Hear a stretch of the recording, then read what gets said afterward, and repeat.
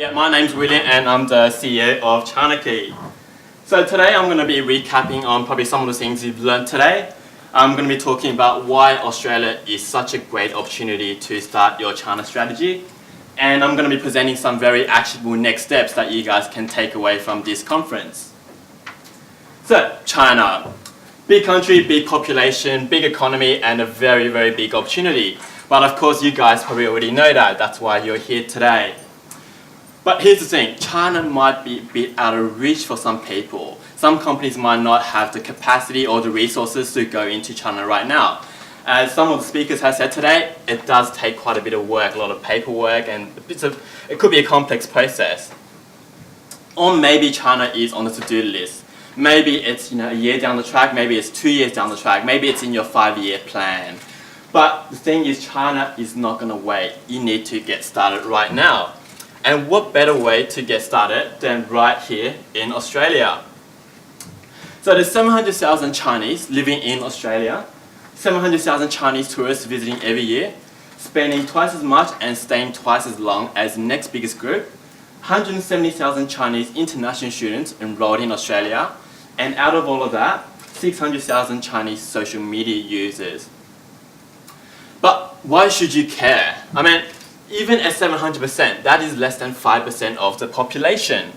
But here's what I say. If you can get 100% or dominate that 5%, that is a lot better than sharing 95% with 100 others. It's kind of your standard big fish in a small pond or a small fish in a big pond analogy.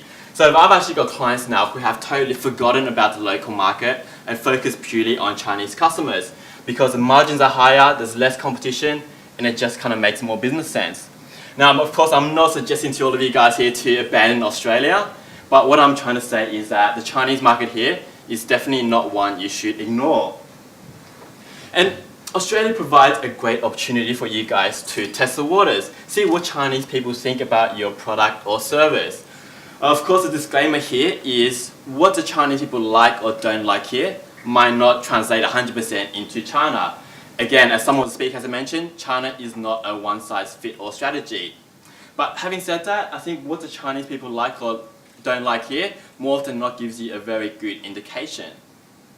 And the best case scenario, the Chinese people here absolutely love your product, and they love it so much that they start sharing on social media, on Weibo, on WeChat, telling all their friends and families back home about your product. And you're going to have all these friends and families back home now knowing about your product, wanting your product, and begging for your product. Now, wouldn't that be freaking awesome? And here's another reason why Chinese marketing in Australia can be so effective. It's that concept of distance brings people closer. For those of you guys who travel, you're far away and you meet someone who is Australian.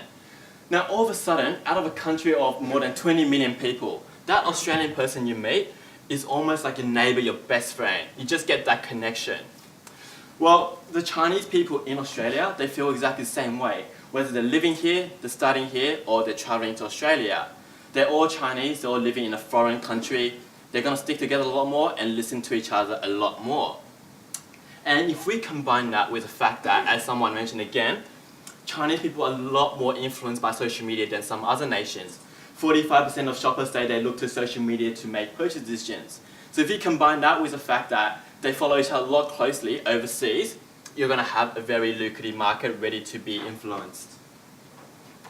And speaking of traveling, this is another very exciting opportunity.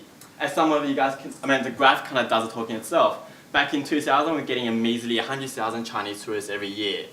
The forecast for 2014 is 700,000 tourists. And that's not all, it's set to grow. As some of you guys probably know, Tourism Australia has a China 2020 plan. So they're going to invest $30 million over the next 30 years marketing Australia to China. They're trying to increase the Chinese tourism spend to $9.5 billion and 860,000 annual visitors by 2020. But you know what, guys? That is still not the most exciting part. The most exciting part is the rise of the Chinese independent traveler. So in a recent study done by Hotel.com, 62% of Chinese travelers say they prefer to travel independently, not groups, not package tours. So I think that provides an awesome and huge opportunity for local businesses, not just the ones in the tourism sector. So what are the next steps? So with our clients, typically we start to look at the website first.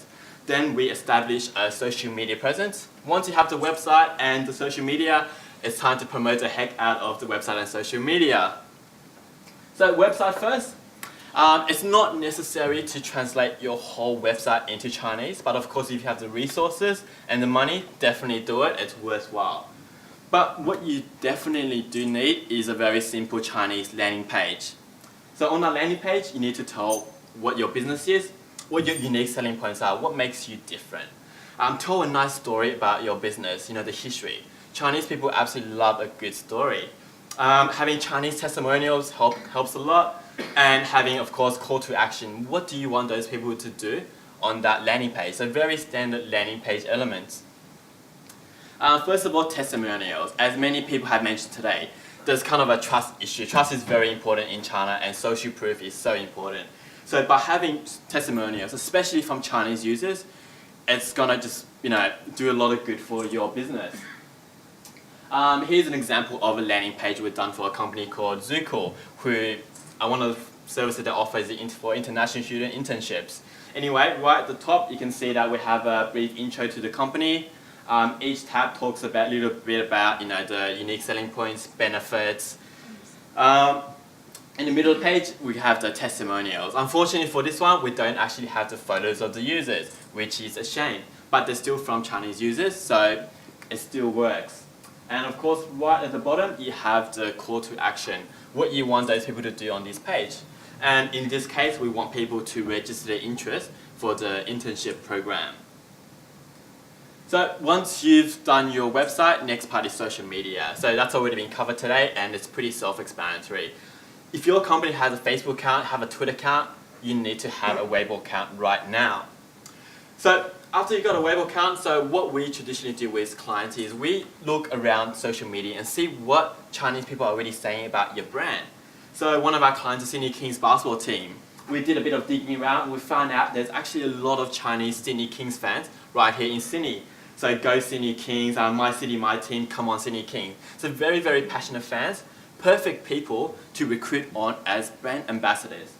And this girl here apparently is really popular. I think she used to be an ex-Olympic diver, so yeah, perfect people to bring on board. And actually from that research, one of our strategies was actually to invite those key influencers who are already passionate about basketball and Sydney Kings to one of the Sydney Kings games, and everybody had an amazing time. They were posting photos, posting commentaries throughout the game, and we were retweeting, reposting some of their photos on the official Sydney Kings Weibo account, and it was just really, really good experience. So once you've got the website done, once you've got your social media, the next part is promotion. And just like any online marketing, there's hundreds of different ways: Baidu, PPC, social media. I'm only going to cover a few basic ones. When you're new to kind of Chinese marketing and you want to get your presence known, one of the best ways of doing that is through a social media competition.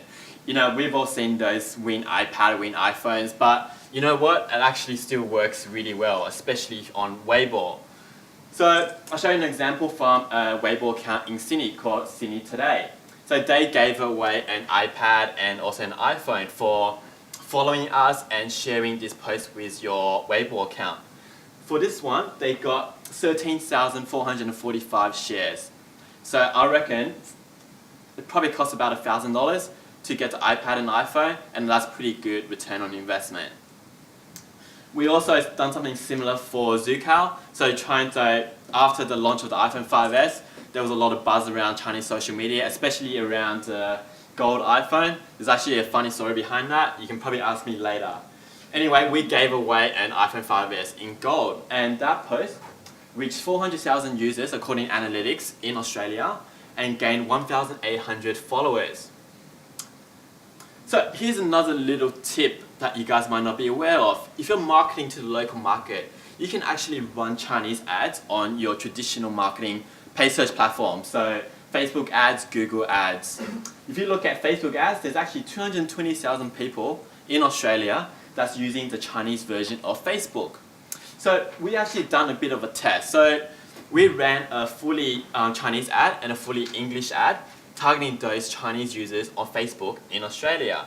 And the results were pretty outstanding. The click-through rate, so basically for the same people who saw the ad, 6 times more likely to click the Chinese ad. And the result of that also, we were paying 5 times less.